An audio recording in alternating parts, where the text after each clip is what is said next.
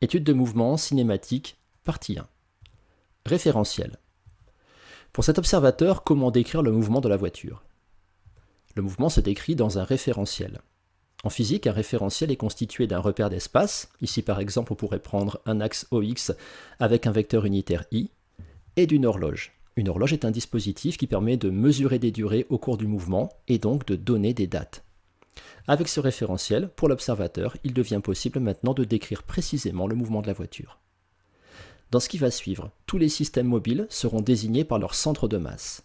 Le centre de masse est l'unique point du système où s'applique toujours le principe d'inertie.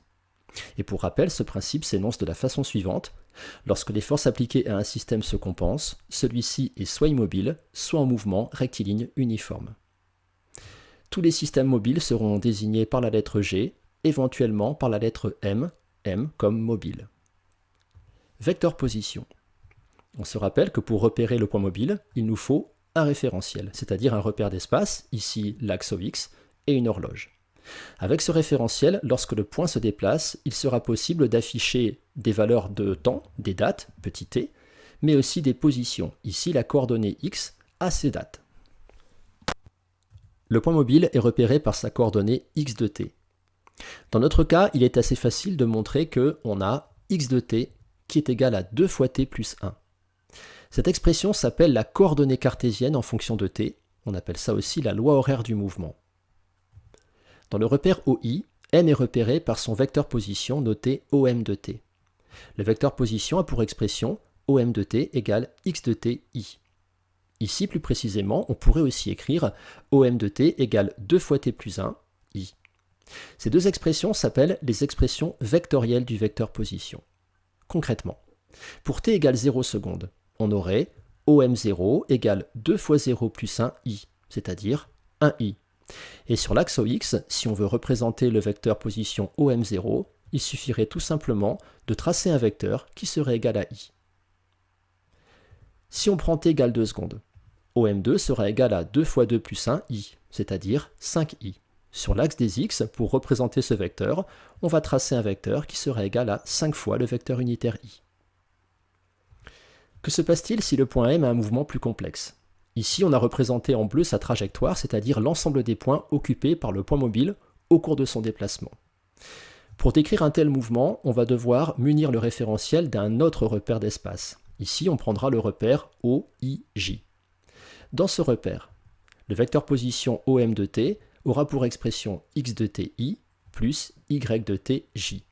Dans ce repère, le vecteur position OM a maintenant deux coordonnées, une coordonnée x de t et une coordonnée y de t.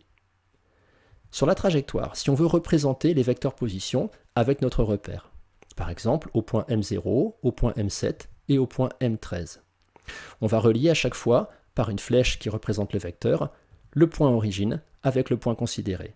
Voici OM0, voici OM7 et voici OM13. En résumé, dans le repère OIJ, le vecteur position OM de t a une expression vectorielle qui s'écrit OM de t égale x de ti plus y de tj. Ce vecteur position a aussi des coordonnées cartésiennes qu'on présentera sous cette forme. Enfin, le vecteur position a une norme, c'est-à-dire une valeur qui se calculera en faisant racine carrée de x de t au carré plus y de t au carré. Remarquez que la norme s'écrit sans la flèche. Voici une application. Vous pouvez, si vous voulez, arrêter la vidéo pour lire le texte et pour répondre aux questions. Voici la correction. Les coordonnées cartésiennes du vecteur position à l'instant 2 vont s'écrire sous la forme OM2 a pour coordonnées x2 égale 4 fois 2 au carré plus 2, ça fait 18, et y2 égale 3 fois 2, c'est-à-dire 6. L'expression vectorielle de OM2 sera OM2 égale 18i plus 6j. Enfin, la norme, la valeur de ce vecteur à l'instant 2 sera OM2, sans la flèche, est égale à racine de 18 au carré plus 6 au carré égale 19 mètres. Voilà, ce cours est terminé. À voir maintenant, étude de mouvement cinématique, partie 2.